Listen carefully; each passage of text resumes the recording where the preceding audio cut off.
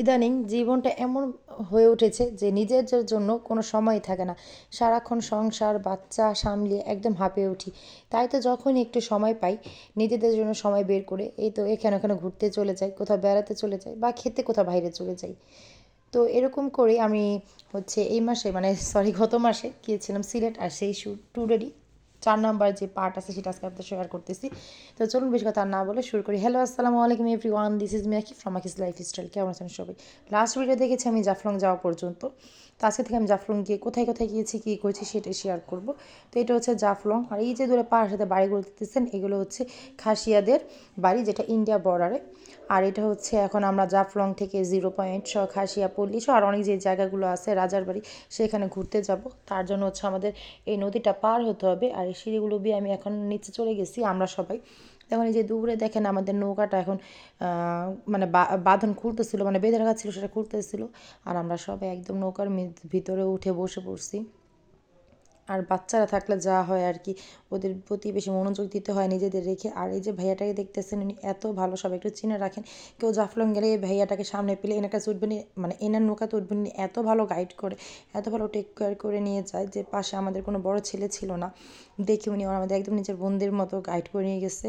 আর দুই সাইডে পাহাড়ের মাঝখানে ঝুলন্ত ব্রিজটা তো দেখলেনি, যেটা ইন্ডিয়ার বর্ডারে, মানে ভিসা থাকলে যাওয়া যায় দেখার জন্য, নয়তো যাওয়া যায় না। আর আমরা এই তো দেখতে দেখতে নৌকাটা মানে পার হয়ে গেলাম নদীটা। আর এখানে অনেকখানি হেঁটে দ্বিতীয় নৌকার জন্য যেতে হয়। মাঝখানে শুধু বালুর মধ্যে একটা দোকান ছিল, আর সেখান থেকে আমরা তো শরবত, চা, তারপরে চিপস, কলা এগুলো খেয়ে নিয়েছিলাম। আর এই তো দেখেন দ্বিতীয় নৌকাতে ওঠার আগে পানিগুলো এত পরিষ্কার, একদম আপনার বলতে সেন্ট মার্টিনের মতো। আমার আপু বলতেছিল, আমি যেহেতু সেন্ট মার্টিন যাইনি, আর এখানে পানি এত ভালো যে আমি দেখে নেমে পড়ছিলাম একটুখানি, আর সেই যুগে আজান সুযোগ এটা ভিডিও করে নিছে। আর এই তো নৌকার ভিতরে উঠলাম, আর ওঠার পর দেখেন কি পরিমাণ স্বচ্ছ পানি, নিচে যা আছে সব দেখা যায়। আর বিশ্বাস করবেন এটা পার হতে প্রায় 2 থেকে 3 মিনিট লাগছে। আর আমার শরীর এর মধ্যে একদম বরফ হয়ে গেছে, এত ঠান্ডা পানি ছিল। কিন্তু পার হওয়ার পর এখানে একটা খাবার হোটেল আছে, আর এই হোটেলটা থেকে বিশ্বাস করেন এত সুন্দর খাবারের স্মেল আসতেছিল।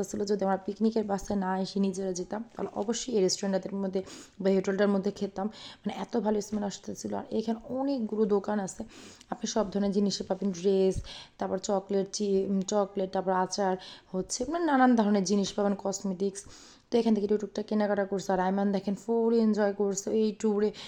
একদমই কোলে ছিল না বলতে গেলে, ও সারাক্ষণ যে কোনো স্পটে দৌড়াদৌড়ি করছে, আর যার ফল ঢাকা আসে এখন অসুস্থ। তো এই তো এখান থেকে দেখতেছেন আমরা সোন পাপড়ি, অনেকগুলো চকলেট, আচার, তারপর আরও কয়েকটা কসমেটিক কিনছিলাম কিনা আমার মনে নেই। ওগুলো কেনাকাটা করে দোকানে রেখে আমরা একদম উপরে উঠে গেছি। এখন অটোতে করে এই সাইডটা জাফলংয়ের ঘোরাঘুরি করবো, মানে সবগুলি স্পটে যাব।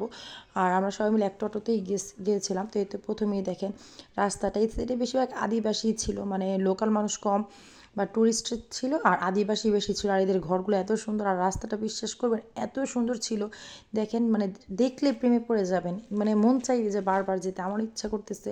কিন্তু সিলেটের টুরিস্ট স্পটগুলো একটা থেকে আরেকটা এত দূরে যে মানে আমি আর সহজে যাবো কিনা জানি না, হয়তো 2-3 বছর পর আবার যাওয়া হতে পারে।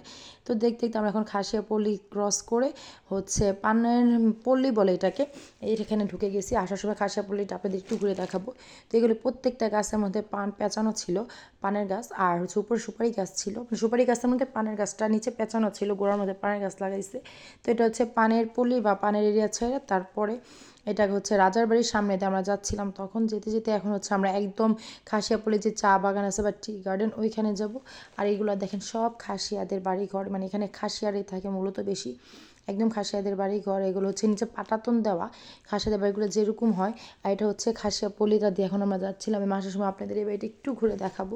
তো চলুন, যেহেতু ডাইরেক্ট আমি টি গার্ডেনে গেছি তো ওখানে নিয়ে যাই। তো টি গার্ডেন ঢোকার আগে এখানে একটা দোকান ছিল, এখান থেকে পানি, কমল এগুলো কিনে নিয়েছিলাম। আর এই তো টি গার্ডেন এত সুন্দর লাগতেছিল এই চা বাগানটাতে। সবার এখানে ছবি তুলে দিচ্ছি, আমি ভিডিও করে দিছি।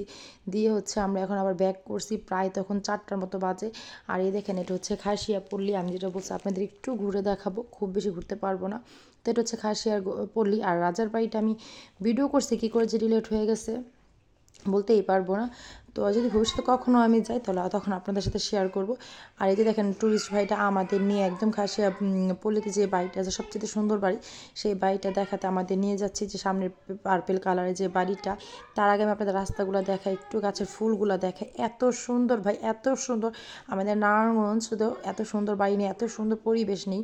তো এই তো এখন আমি বাড়িটার মধ্যে ঢুকতেছি, আর এই বাড়িটা দেখেন একদম মানে এত সুন্দর, সামনে থেকে আমি একদম প্রেমে পড়ে গেছি। আর এই দেখেন কী পরিমাণ ফুল গাছ, আমি ফুল গাছগুলো নাম জানি না, কেউ যদি জেনে থাকে সেটা অবশ্যই কমেন্ট করে জানাবেন আমাকে। আর আমি এটা যখন একটু ভিডিও করতেছিলাম তখন দেখেন একদম খাসিয়া চলে আসছে বাচ্চা নিয়ে, আর উনি আমার ভিডিও করা দেখে হাসতেছিল আমার সাথে, মানে নর্মালি বাংলা ভাষায় কথা বলতেছিল। তো ঘুরতে ঘুরতে এখন হচ্ছে আমরা আবার ব্যাক করতেছি, 0 পয়েন্ট যাবো সে উদ্দেশ্যে। আর এই দেখেন এসে আমাদের শপিং করা জিনিসগুলো কেনাকাটা ছিল সেগুলো নিয়ে নিচ্ছি। আর এখন দেখেন এই যে একদম আপনি জুম করে দেখাচ্ছি, এটা বাংলাদেশের পতাকা, মানে এখানে বাংলাদেশের লাস্ট বর্ডার। আর এটা হচ্ছে তারপর ইন্ডিয়া, মানে আমরা বিনা ভিসা পাসপোর্টে ইন্ডিয়া থেকে ঘুরে আসছি। তো নৌকাটা পার হয়ে এখন হচ্ছে আমরা পাথরদে হেঁটে 0 পয়েন্টে যাব, কিন্তু আনফর্চুনেটলি আমার মোবাইলের চার্জ শেষ, তার ভিডিও করতে পারিনি। তো যখন 0 পয়েন্ট ঘুরে আমরা উপর উঠতেছিলাম তখন সুমের মোবাইল দিয়ে এই ভিডিওটুকু করেছি। তো এটা ছিল আমার জাফলং ট্যুর। আর সবার কাছে কেমন লেগেছে সেটা অবশ্যই কমেন্ট করে জানাবে। দেখা হবে পরবর্তী ভিডিওতে। ততদিন পর্যন্ত সব ভালো থাকবেন, সুস্থ থাকবেন, আল্লাহ হাফেজ।